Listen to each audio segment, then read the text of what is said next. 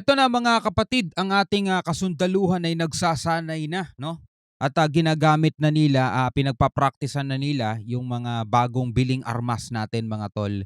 At eto ay paghahandaan na rin dahil kung naaalala ninyo mga kapatid, nagsasagawa na rin sila ng simulation na kunyari meron ng umaatake no, sa Pilipinas at pinag-aaralan o pinagsasanayan na nila kung paano dedepensahan ang ating bansa mga kapatid. No, so etong balitang 'to panonoorin natin ngayon sa GMA. Bigyan natin 'to ng reaction video. Eto, mga sundalo sinasanay na sa paggamit ng mga bagong biling armas sa Tarlac mga kapatid 'no. So talagang nakikita natin na naghahanda na 'no, yung ating mga kasundaluhan tapos dumadami na rin yung mga reservist mga kapatid at yung mga bagong enlist 'no, na sa armed forces mga kapatid. At nakikita natin ngayon dumadami na rin 'no yung mga Pilipino na talagang handa 'no, handang ipagtanggol ang ating bayan dahil nga meron tayong banta mga kapatid, ng mga pananakop, 'no. Akala mo talaga makalumang panahon pero gano'n talaga sila mga kapatid, 'Di ba, yung mga teritoryo natin sa West Philippine Sea gusto nilang angkinin. So ngayon dahil nga meron tayong presidente ngayon na determinado rin na ipagtanggol ang ating soberanya, eto na ang nangyayari ngayon. So ito bibigyan natin 'to ng reaction video ngayon and commentary, itong balitang 'to 'no, mula sa GMA. Samahan lang ninyo ako. Huwag niyong kalimutan mag-subscribe, click niyo na rin ang notification bell para ma-notify kayo kapag may mga ganitong klaseng, reaction video tayo mga tol. So 'wag na natin patagalin pa, panoorin na natin 'to. Sinukat ang kakayahan ng malalaking armas na maaari raw gamitin laban sa banta ng terorismo o pananakop sa Tarlac. At nasubok din ang diskarte ng mga sundalo sakaling pumalya ang kanilang mga gamit. Nakatutok si Jasmine Gabriel Galban ng GMA Regional TV, One North Central Luzon. At saka ano ngayon 'no, mga tol, yung modernization program ng AFP ay tuloy-tuloy pa, 'di ba? Tapos may mga bago pa tayong assets na paparating 'no, 2025 pa naman 'yun pero pinag-eensayuhan na rin 'no, gamitin ng ating Navy. Mga bagong barko 'yun na binili natin galing sa South Korea naman mga tol. Para talagang ready ang Pilipinas, 'di ba? Isa ito sa mga posibleng gawin sakaling may bantang panlabas na nais pumasok sa teritoryo ng Pilipinas. Oo. Magkakasunod na pinaputok ang Atmos 155mm self-propelled guns ng 502nd Combined Arms Brigade na nagsilbing defensive lines sa bahagi ng Central Luzon sa Camp Edwin Ravina Air Base sa Capas, Tarlac. Hindi naman na kailangan pang pangalanan. Di kasi alam naman ninyo alam naman natin mga kapatid kung kanino talaga tayo may nakaambang pagsakop mga tol, 'di ba? Nakikita natin yung mga military niya pinaghahanda na rin niya dahil daw sa military conflict sa karagatan, 'di ba? At sunod-sunod itong mga nakaraan 'no, sunod-sunod yung mga nagaganap na pambubulas, pangharas mga tol at may mga nasugatan na nga, 'di ba? Yung 4 na Navy nga yung nasugatan nung nakaraan. At asahan natin, sabi nga gano'n ng mga eksperto, asahan natin na pwede pang lumala o mas matindi pa yung gawin nila mga kapatid, 'no? At umabot na nga talaga sa ayaw natin mangyari na kaguluhan. Kaya eto, ngayon pa lang, pinaghahandaan na ng ating AFP kung ano yung kanilang magiging tugon. If ever lang naman mga kapatid, no, na talagang hindi na sila makukuha pa sa mabuting diplomatic protest, no? So tuloy natin. Hanggang 30 kilometro ang pwedeng abutin ng mga bala. Pagsasanay yan sa isang senaryo ng pananakop sa bansa. Isa sa mga bagong procured na equipment ng artillery. Dito nagkaalaman, pwede palang mag-jam ang Atmos. Pero tuloy ang laban. Dapat dumiskarte sa anumang senaryo. Isa sa mga gusto naming i-validate kung ano man yung nakita naging performance ng mga assets natin sa ground, no? Kanina titingnan namin lahat 'yan and yun nga sabi ko kanina, part of our exercise is the validation ng ating mga capabilities. Ito ang kauna-unahang Combined Arms Training Exercises o CATEX-Katihan. Lakas. Mahalaga ang CATEX-Katihan ay sinasagawa ng Philippine Army dito sa Capas, Tarlac na layong mapalakas ang territorial defense operation ng militara. only Pero mo territorial defense na mga tol. Kung ang dati ang problema natin laging internal 'di ba? Dahil nga sa banta ng terorismo, mga rebelde. Pero ngayon mga tol territorial defense na kasi alam naman natin malinaw naman sa ating mga mata, sa ating mga pandinig na talagang hindi na biro ngayon yung mga nagaganap. through this kind of large-scale training exercise natin makikita kung yung ating dating ginagawang inisyatiba sa capability development ay talagang ating magagamit kung kailangan gamitin. Alright mga kapatid, no? So eto nakikita na nga natin no, na naghahanda ang ating Armed Forces of the Philippines, Philippine military, mga kapatid, no? At ginagamit na nga natin yung mga bago nating armas, no? Para talagang ready ang Pilipinas, mga tol.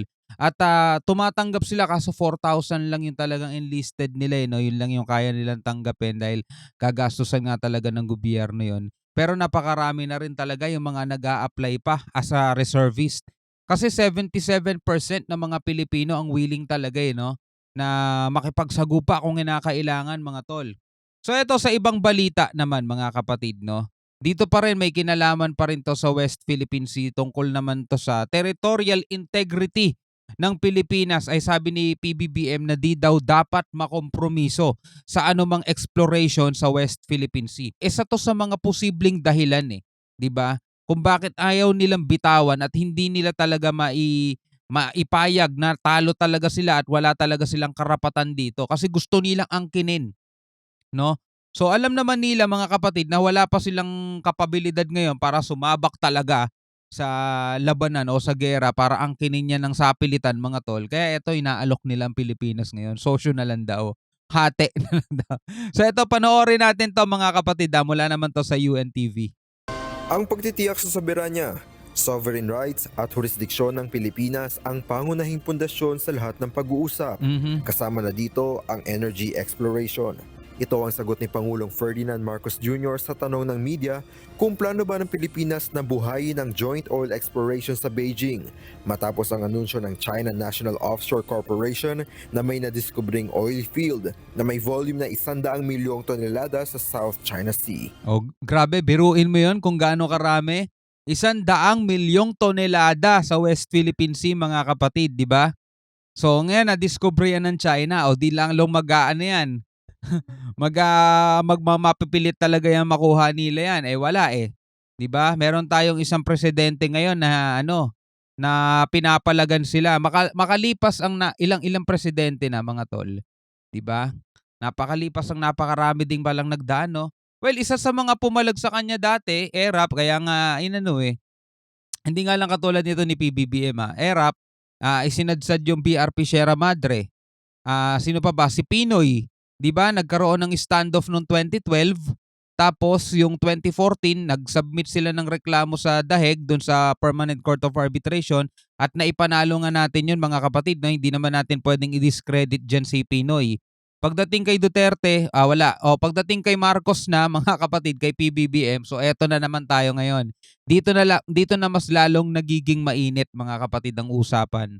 Well, once again, the sovereignty and the sovereign rights and our territorial jurisdiction remains the key in all of these talks, and we cannot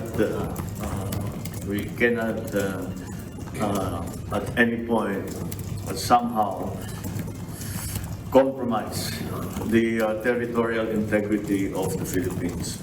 Sa ilalim ng Duterte administration, itinigil ng Pilipinas ang pakikipag-usap sa China ukol sa potensyal na energy cooperation dahil sa issue sa paglabag sa konstitusyon at sovereignty issues. Samantala, iginingit ni Maraming doon maraming tumututol doon dati kay Duterte kasi gusto niya yun magkaroon ng tawag dito, magkaroon ng joint exploration kaso maraming tumulig sa kanya noon dahil nga labag daw yon sa konstitusyon mga kapatid. Kaya itinigil noong mga panahon na yon. So eto naman ngayon, gusto pa rin makipag-joint exploration ulit mga kapatid, no? Kasi nga hindi ito makukuha ng China ng puwersahan. Sa isang paraan lang nila makukuha ng puwersahan yan sa labanan talaga, gera. Kasi alam naman nila mga kapatid na labag talaga ang gagawin nila kapag pinilit nila yung sarili nila na bungkalin at i-explore yung langis na nandiyan dyan sa ilalim na yan mga tol.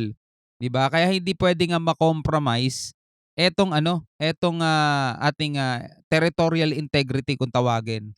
Pangulong Marcos na hindi ginagamit ng Pilipinas ang issue sa South China Sea upang magudyok ng gulo. Mhm. Ayon kay Pangulong Marcos, hindi ang Pilipinas ang nagsimula ng problemang ito. We Talaga. did not begin all of these problems. All of this commotion has not been caused by the Philippines. So I don't know what they are referring to. Ang sagot na ito ni Pangulong Marcos ay may kaugnayan sa pahayag ni Chinese Foreign Ministry spokesman Wang Wenbin na nananawagang itigil ng Pilipinas ang pag-uudyok ng gulo sa South China Sea at ang pagkuha ng suporta sa ibang mga bansa na nasasapanganib umano ang kapayapaan sa rehiyon. Mhm. Raven Campos. Alright mga kapatid, ikaw bilang isang Pilipino, sang-ayon ka ba dito sa sinabi ni PBBM mga kapatid? At syempre ano rin ang pwede mong maibigay na reaksyon sa ginagawa ng Philippine Army na pag-iensayo o pagsasanay gamitin yung mga bago nating armas mga tol? Pwede ka magkomento sa ibaba, share your opinions and share your comments mga kapatid. No? Hanggang sa muli, ako nga pala si Shobal D. Peace out.